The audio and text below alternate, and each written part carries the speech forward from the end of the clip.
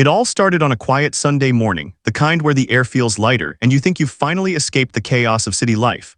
I had just moved into my new home, tucked inside what everyone described as a well-managed neighborhood. The streets were lined with identical houses, every lawn neatly trimmed, every driveway perfectly swept. I thought it was peaceful until I saw the bright orange notice taped to my front door. At first glance, I assumed it was a welcome letter, maybe a neighbor dropping by to say hello. But as I got closer, the bold letters made my stomach tight. It wasn't a welcome, it was a warning. Apparently my mailbox was unauthorized and not in compliance with neighborhood appearance standards. I couldn't help but laugh. The mailbox had been there long before I moved in, and the previous owner never mentioned any problem. Still, I folded the paper, placed it on the kitchen counter, and told myself not to overthink it. Later that afternoon, as I was unloading boxes from my car, a woman appeared at the end of my driveway. She was in her late 50s, dressed in a bright pink suit jacket and holding a clipboard like it was a badge of honor. Her smile was thin, polite, but distant. "Good afternoon," she said. "I'm president of the Homeowners Association. We've had a few concerns about your property already." I blinked, trying to hide my amusement. "Already? I've only been here a week." "Yes," she replied firmly, flipping through her clipboard. "It's about your mailbox. It doesn't meet our design standards. We'll need it replaced within 72 hours. I studied her for a moment. Her tone carried that practiced politeness people use when they expect obedience. I'd seen that tone before too many times in courtrooms. I nodded slowly, pretending to take her words seriously.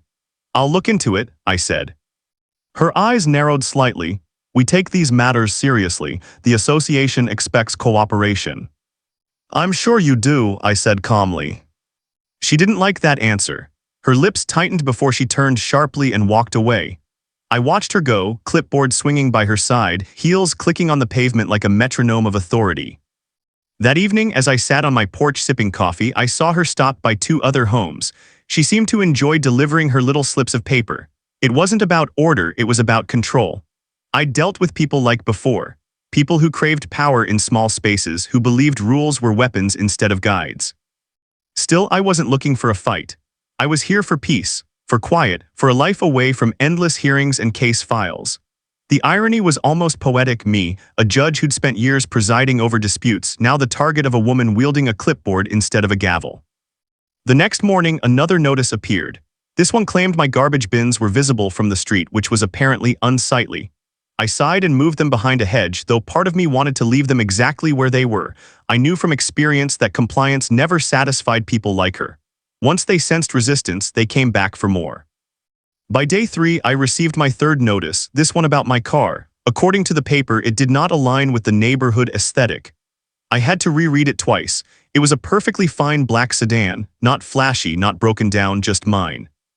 I knew what was happening. Wasn't enforcing fairness, she was testing me, seeing how far she could push, seeing if I would bend. I spent that night documenting everything, taking photos, saving each notice, jotting down dates and times. It wasn't habit, it was instinct. I'd learned that when people misuse rules, evidence becomes your best defense. As the week went on, neighbors began whispering. A few gave me sympathetic looks as they passed by, but most stayed silent. I didn't blame them. People like ruled through quiet intimidation. She was the type who could turn a book club into a courtroom. Still, I remained calm. I reminded myself that every story has 2 sides, and maybe, just maybe, this was all a misunderstanding. But deep down, I knew better. The world has its fair share of people who think authority means control, and that rules exist for their comfort. What she didn't know, though, was that I'd spent my entire career dealing with exactly that kind of behavior. When I closed my front door that evening, I made myself a quiet promise. I wasn't going to let her push me around, not here, not in my own home. What didn't know, what she couldn't have imagined, was that the man she'd been sending notices to wasn't just another homeowner. He was the very person who could one day hold her accountable. And that day was coming sooner than she thought. The following week felt like a slow drizzle of nonsense. Every other morning, I found something new tucked under my door or taped to my mailbox. One notice complained about the color of my porch light. Another scolded me for leaving a pair of boots outside overnight. And then came the most ridiculous one of all, a fine for excessive tire marks on my own driveway. At first, I tried to see the humor in it. I'd spent years overseeing disputes in courtrooms where people fought over far worse, yet somehow less absurd issues. Still, this was personal. Every letter from the association felt less like a guideline and more like a dare. It wasn't about following rules anymore, it was about testing patience. I began keeping a small folder for every piece of paper that appeared, dates, times, photos, even the tone of each message. It wasn't paranoia, it was preparation. My instincts told me this wasn't going to stop until someone made it stop. 3 days after the tire mark notice returned, she stood at the edge of my lawn with her clipboard, as if she were inspecting a military base instead of a quiet suburban street. When she saw me step outside, she gave that familiar tight smile. "Good morning," she said. "I'm following up on the mailbox situation. It hasn't been replaced yet." I leaned against the porch railing. "I've looked into it," I said. "It's the same design used throughout this street. Even the builder confirmed it's standard." Frowned, "We have updated our design guidelines. It's non-compliant now." I raised an eyebrow. "When were they updated?" "Last month," she said, flipping through her notes. "Before or after I purchased the house?" Her lips pressed together. "That's irrelevant. Compliance is expected from all residents." I smiled faintly. "Of course."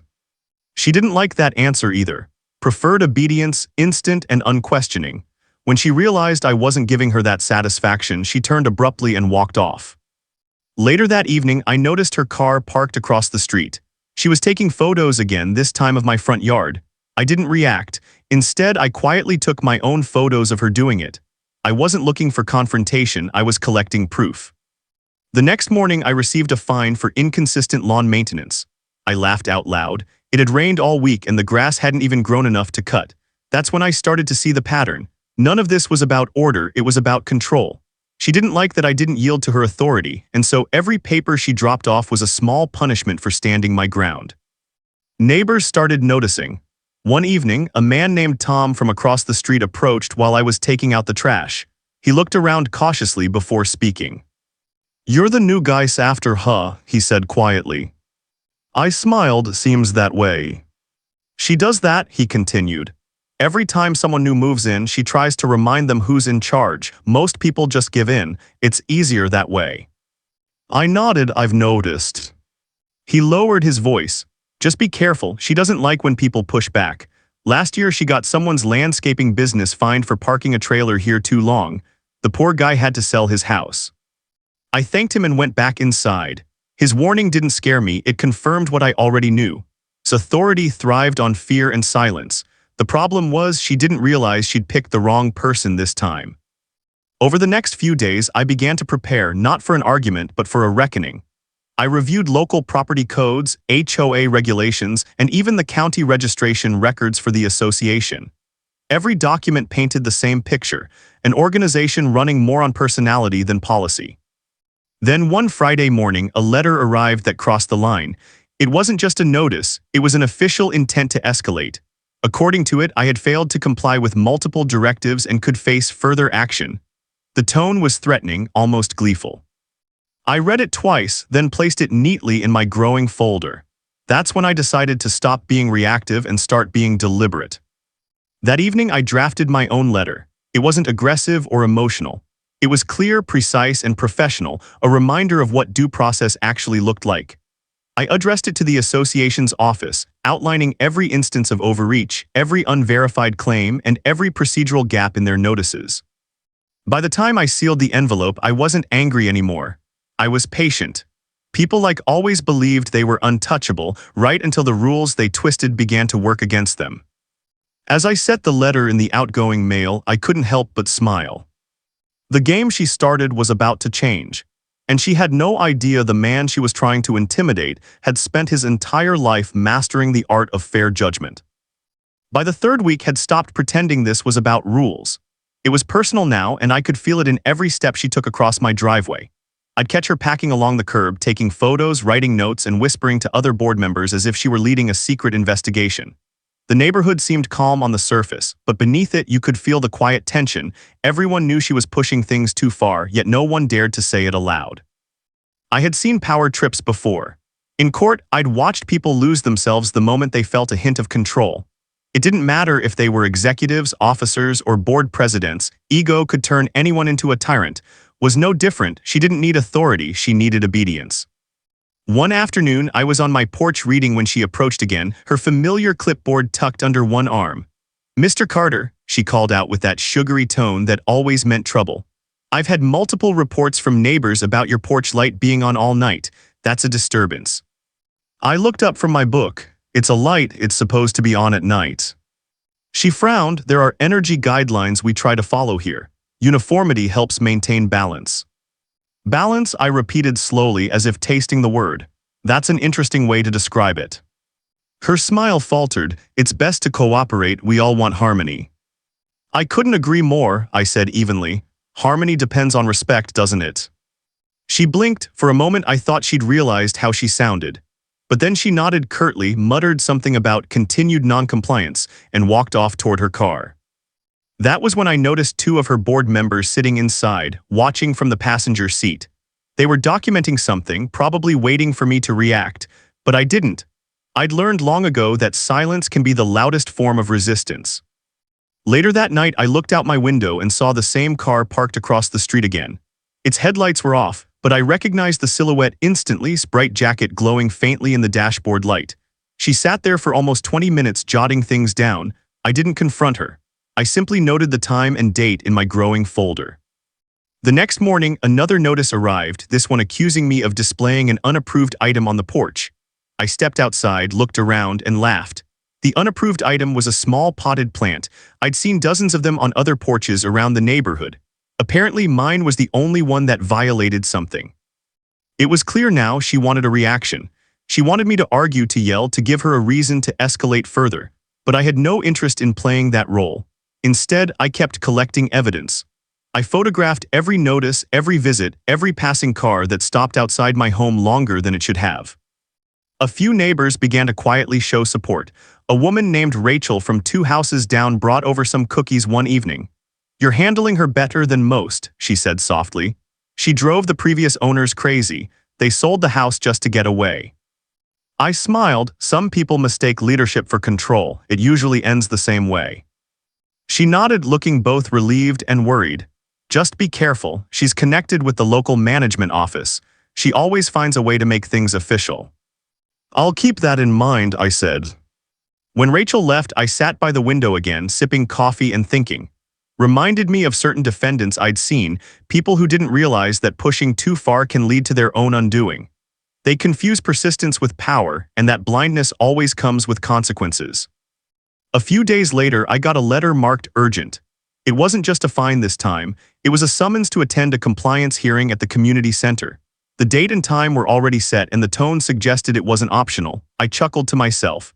I had spent half my life in courtrooms. The idea of facing an HOA hearing almost felt amusing. Still, I decided to go. There's value in seeing how far someone will take their illusion of power. That evening, I prepared a small binder. Inside, I organized every piece of paper, every photo, and every timestamp note I had collected. When I finished, I looked at the growing pile of documentation and smiled. What started as annoyance had turned into something else entirely, a quiet kind of strategy. Thought she was closing in, that she was teaching me a lesson about authority. But what she didn't realize was that I'd been studying her the entire time, watching every move, every inconsistency, every overreach. The more she tried to tighten her grip, the more the cracks began to show. And soon, those cracks would become impossible to hide. The day started like any other, calm and quiet, with sunlight spilling across the porch and the faint hum of in the distance. I had almost begun to believe that things were finally settling down. The last few days had been silent, no notes, no visits, no warnings. But peace in this neighborhood, as I was learning, never lasted long. It was around 9 in the morning when I noticed 2 police cars parked outside my house. Their lights weren't flashing, but the presence alone made my stomach tighten. A few neighbors peeked through their curtains, stood on the sidewalk, clipboard in hand, speaking to one of the officers like she was reporting a serious crime. I stepped outside, calm as ever. "Good morning, officers," I said. "Can I help you?" The taller officer glanced at his partner before answering. "Sir, we received a report of a disturbance. The complainant says you made verbal threats toward members of your homeowner's board." I raised an eyebrow. "Verbal threats toward whom?" His voice carried over before the officer could respond. "You know exactly who, Mr. Carter," she said, crossing her arms. You've been hostile and uncooperative since you moved in. The board felt unsafe after your last interaction. I took a slow breath, forcing myself not to laugh. Unsafe, because I asked when the rules were updated. The officer shifted uncomfortably. We just need to get both sides of the story. Of course, I said, would you like to come inside? They followed me in while stayed outside, pretending to check her notes. I led the officers to the kitchen table where my folder sat, every letter, every notice neatly organized and time-stamped. I opened it slowly, flipping to a section labeled Communications. I keep records, I said, sliding the folder toward them. You'll find every interaction between me and the association right here. No threats, no hostility, just written proof of ongoing harassment and misuse of authority. The shorter officer began reading through the papers. His expression changed within minutes. She sent this many notices, he asked quietly. Yes, I replied. Over a dozen in less than 3 weeks, all for things that either don't exist or were never enforced on anyone else. The taller officer sighed, closing the folder. Sir, this doesn't look like a criminal matter. It looks like a disagreement between you and the HOA. That's exactly what it is, I said evenly. And I've been patient. I haven't raised my voice, I haven't argued, I haven't broken a single rule, but I won't tolerate false accusations, especially not ones that involve calling law enforcement. The two exchanged a glance. We understand, sir, the taller one said finally. We'll file this as a civil issue, no charges, but it might be best to keep communication limited for now. I smiled slightly. Don't worry, that won't be a problem. They thanked me and stepped outside to speak with. I watched from the window as she gestured wildly, clearly frustrated by their calm response. After a few minutes, both officers got into their cars and drove off.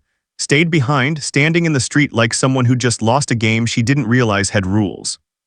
When she finally looked my way, I met her gaze through the window. I didn't say a word, I just watched. She turned and walked away, her clipboard pressed tightly against her chest.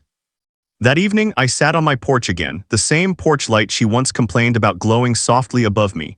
The neighborhood was unusually quiet. Even the usual joggers seemed to skip my house as they passed by. I could feel the tension floating through the air like invisible static. For most people, an accusation like that would have sparked panic or anger. But for me, it only confirmed what I already knew was losing control. People who rely on intimidation always overplay their hand eventually. And calling the police was her biggest mistake yet. The next morning, I decided it was time to act. Not with shouting, not with confrontation, but with precision. I reached out to a few contacts at the county office, asking for public information on the local homeowners associations in the area. Within an hour, I had copies of their bylaws, registration dates, and board structures. What I found was interesting. The association hadn't filed an annual report in nearly 2 years. Several fines they issued weren't properly documented, and some of their new rules not legally adopted at all. I leaned back in my chair and smiled, wanted to play by her version of the rules, but I preferred the real ones, the ones that actually held weight. I made a note to visit the county compliance office the next day. It wasn't revenge, it was order, fairness, balance. The same things claimed to care about but never truly understood. And as I closed my binder that night, I couldn't help but think, she had no idea who she'd just tried to intimidate. Because in the end, I wasn't just another resident. I was the one person in this entire neighborhood who could make her face the rules she'd spent so long hiding behind. The next morning, I woke up with a sense of focus I hadn't felt in weeks. For the first time since moving into this neighborhood, I wasn't reacting, I was preparing. The false police report had changed everything. It wasn't about irritation or inconvenience anymore, it was about accountability. I brewed a pot of coffee, sat at my dining table, and began mapping out what I needed to do. Years in the courtroom had taught me that paper trails never lie. Somewhere beneath the polished smiles and neatly printed newsletters, this association had cracks, and I planned to find every one of them. By noon, I was at the county administration office. The clerk, a soft-spoken man with silver glasses, greeted me with a polite smile. "Looking for HOA filings?" he asked as I handed him the association's name. "Yes," I said. "All records you have, registration, annual reports, amendments, anything related to board activity." He typed quickly, then frowned slightly. "That's strange. Their last official filing was over 2 years ago. They were supposed to renew last spring." "Did they?" I asked him. He shook his head, no record of it. I leaned in slightly, so technically they're operating without current standing. That would appear to be the case. I thanked him, collected copies of the available documents, and drove home. With each page I read, the story became clearer. The board wasn't just overreaching, they weren't even compliant with county regulations. Most of their updated rules weren't recorded anywhere official. They'd been passed by internal votes that never reached legal recognition. That evening, I sat surrounded by papers spread across the table. The more I uncovered, the more everything began to align: the endless fines, the new design rules, the threats. They weren't enforcing policy. They were improvising power. I decided to dig deeper. A few quiet calls to some old colleagues gave me insight into how local associations were audited. It turned out that if an HOA failed to meet annual filing standards or mishandled collected funds, the county could intervene, and in severe cases, dissolve the board entirely.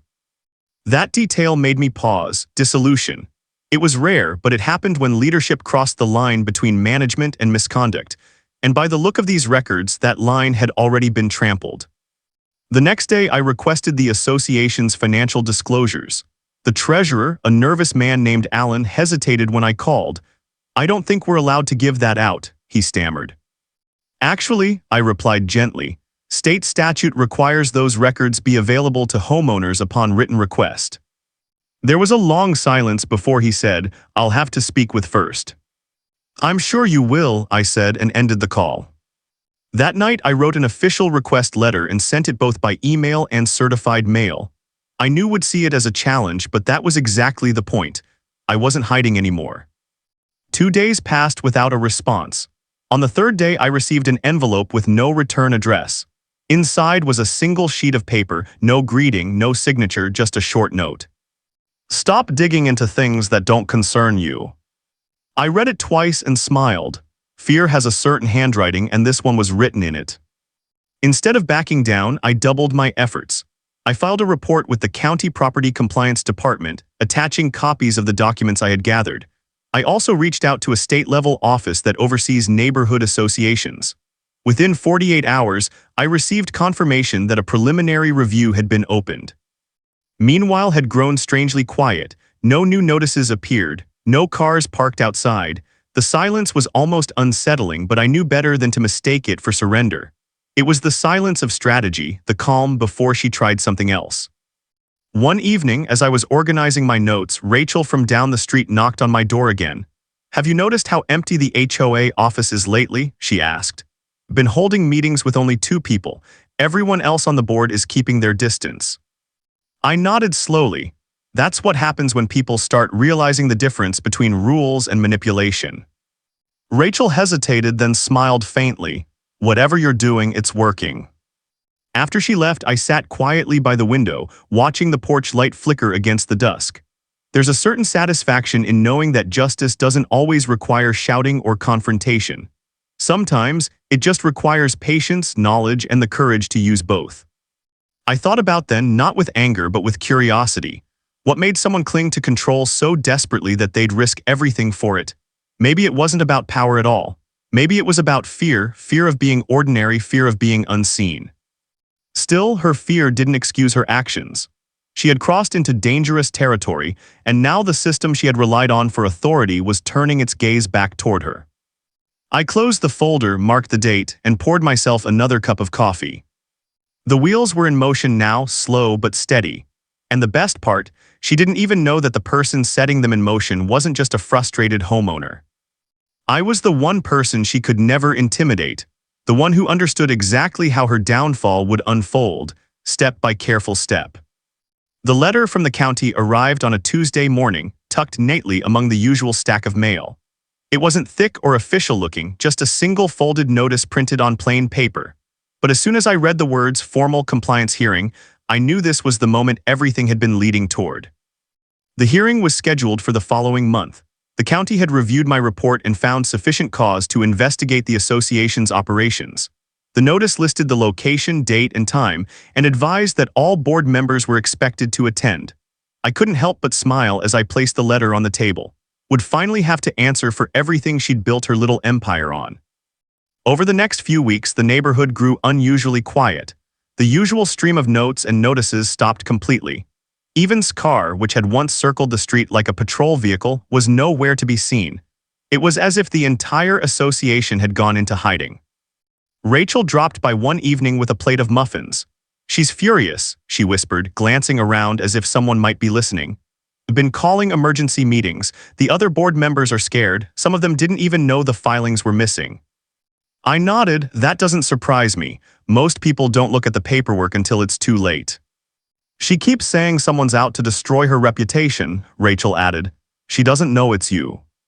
I smiled slightly. "Let's keep it that way for now." In truth, I had no interest in her reputation. What mattered to me was principle. Rules only mean something when they're fair, and had twisted them for personal control. What she didn't realize was that fairness wasn't just my profession, it was my foundation. A week before the hearing, I received a formal email from the county office confirming my attendance as the complainant.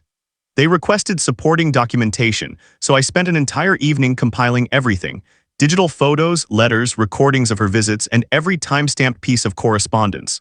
When I was done, my binder was 2 inches thick and perfectly organized.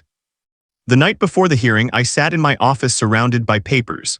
For a moment, I thought about all the people who had probably endured the same treatment before me: neighbors who'd sold their homes, small business owners who'd been fined unfairly, residents too tired to fight. I wasn't angry anymore. I was calm, steady, certain. The morning of the hearing was crisp and bright. I arrived early at the county administration building, dressed in a dark suit. Old habits die hard. I still preferred to look the part, even when I wasn't the one presiding. When arrived, she didn't see me at first.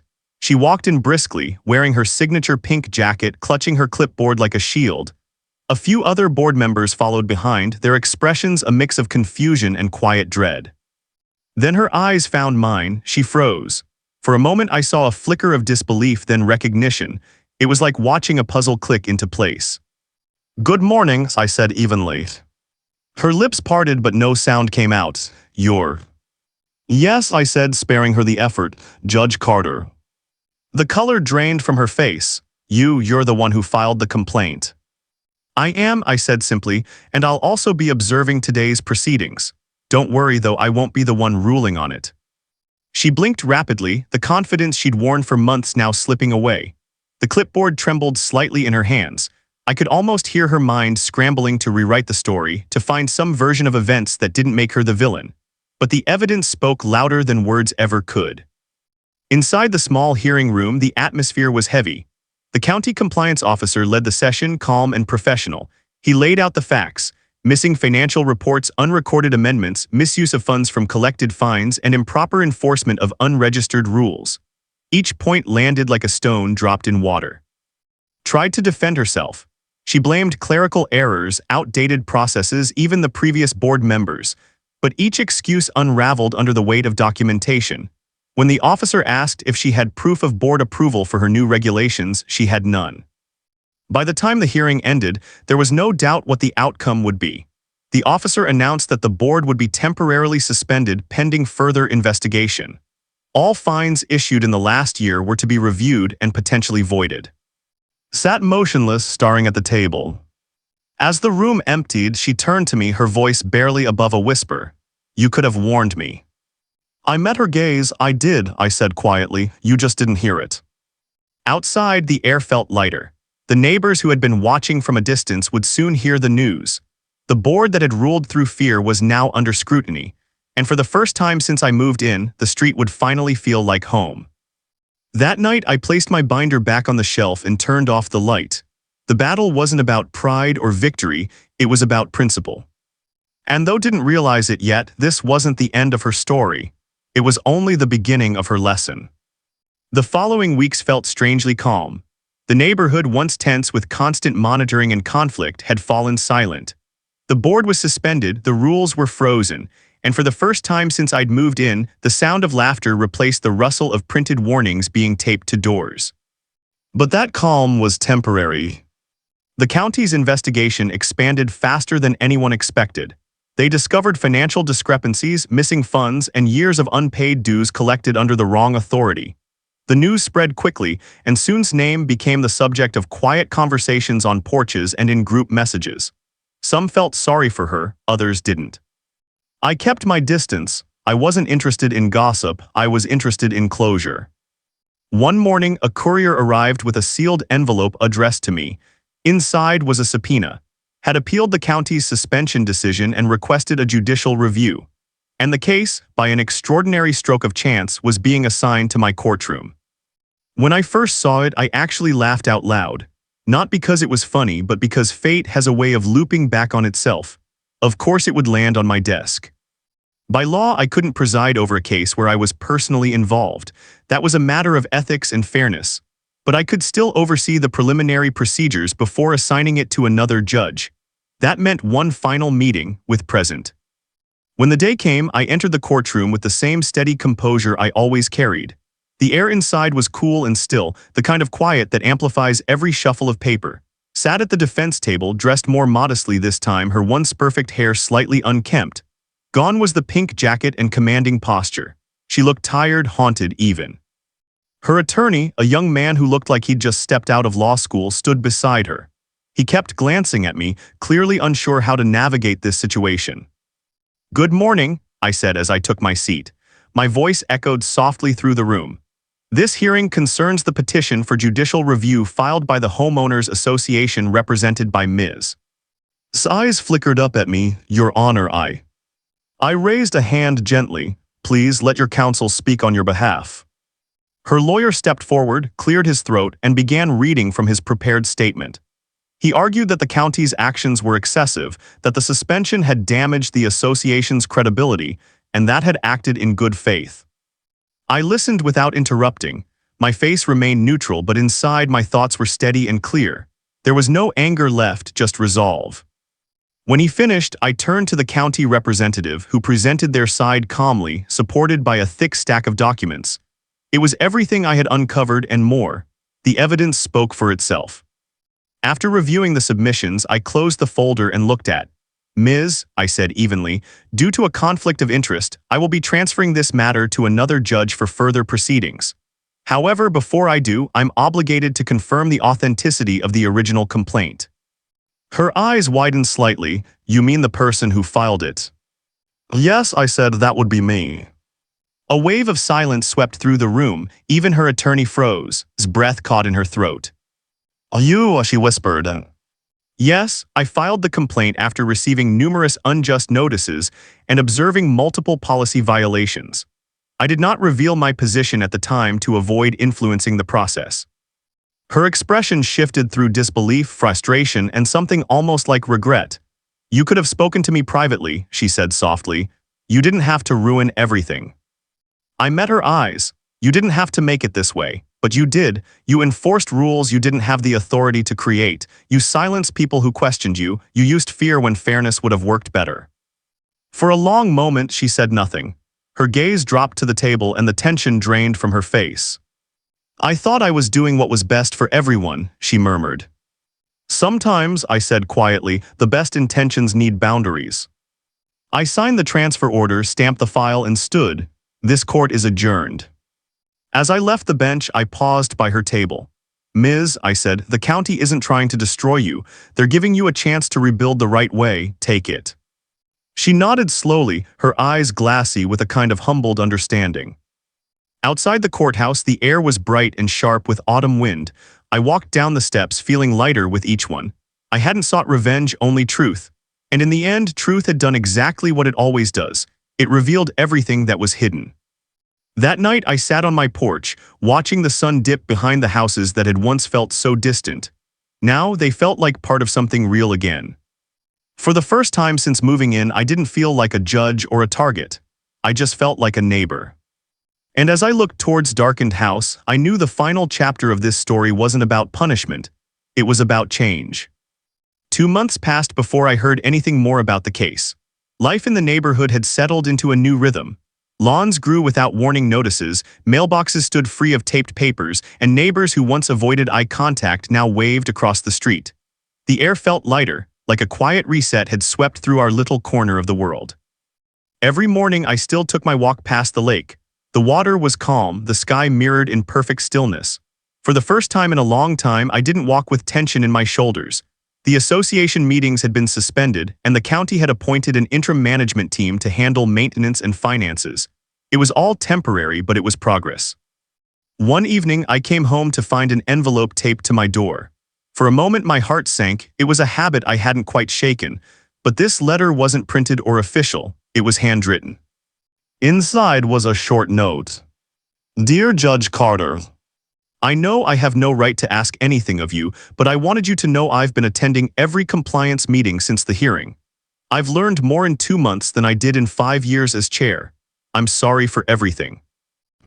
I sat on my porch for a long time after reading it. The street was quiet, dotted with porch lights and the faint sound of crickets. It was strange to feel sympathy for someone who had caused me so much trouble, but I did. Maybe it was because I finally saw her for what she was, someone who let authority become her identity until it consumed her. The next morning, Rachel stopped by with her usual cheerful energy. Did you hear? She asked, practically glowing. The county's dissolving the old board next week. They're forming a new one and they're inviting volunteers, real volunteers this time. I smiled. That's good news. You should join, she said, nudging me playfully. You could keep things fair without the drama. I chuckled. I think I've had enough governing for one lifetime. But she was right about one thing: the neighborhood needed stability, not silence. A few days later, I attended the community meeting. It was held in the park under the wide oak tree where families often gathered. Dozens of residents showed up, most of them curious, some still cautious. The county representative explained that the old association would be officially restructured, and all decisions moving forward would be transparent and voted on publicly. When the floor opened for nominations, I stayed quiet until stood up. She looked different, simpler clothes, softer expression, no clipboard in sight. Her voice trembled at first but grew steadier as she spoke. I made mistakes, she said. I let my need for control outweigh my sense of fairness. I forgot that this place isn't about rules, it's about people. I don't expect forgiveness, but I do hope to earn a chance to help fix what I broke. For a moment, no one said anything. Then an older man from the back clapped. Another followed. Soon, the small park filled with the sound of cautious, genuine applause. When it was my turn to speak, I stood up slowly. I've seen what happens when power is misused, I said. But I've also seen what happens when people learn from their mistakes. I think our neighborhood deserves a fresh start with everyone included.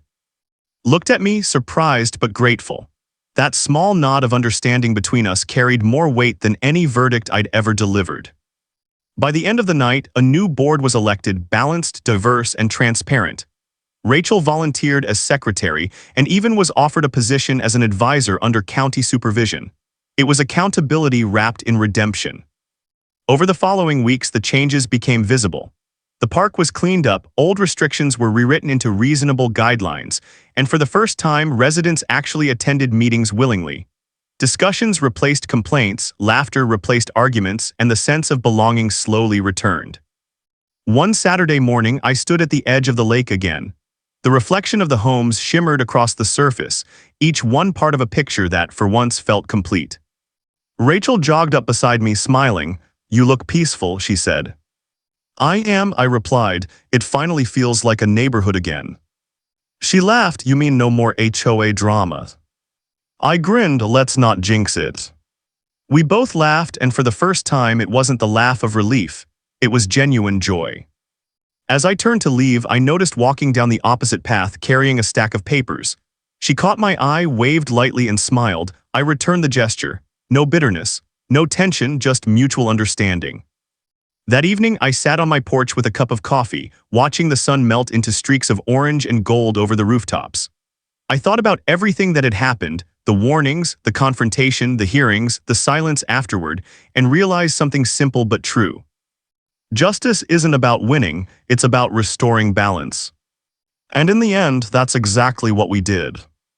Our neighborhood wasn't perfect, but it was ours again. And as the light faded and the first stars appeared, I couldn't help but smile at the irony of it all. The HOA once tried to get me arrested, but in doing so, they reminded me why I became a judge in the first place. Not to punish it, but to protect what's fair. Every HOA has a story on HOA headaches. You'll hear the ones they tried to bury. Subscribe today.